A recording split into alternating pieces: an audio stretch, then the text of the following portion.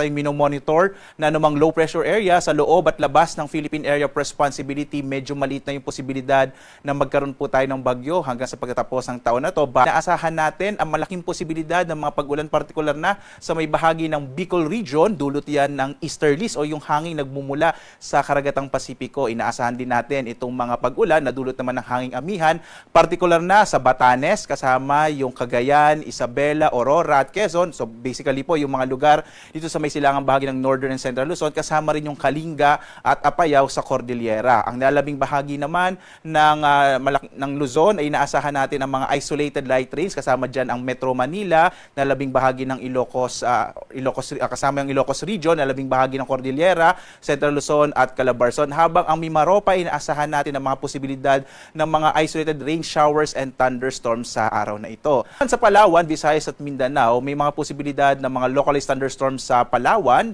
Sa bahagi naman ng Northern Samar, posible pong maging maulap yung kalangitan na may mga pag-ulan sa araw na ito, at ang nalalabing bahagi ng Kabisayaan ay makararanas ng mga isolated rain showers and thunderstorms. Agwatan ang Kalakhang Mindanao naman ay makararanas ng mas maaliwalas sa panahon sa araw na ito, bagamat posible pa rin po yung mga localized rain showers and thunderstorms na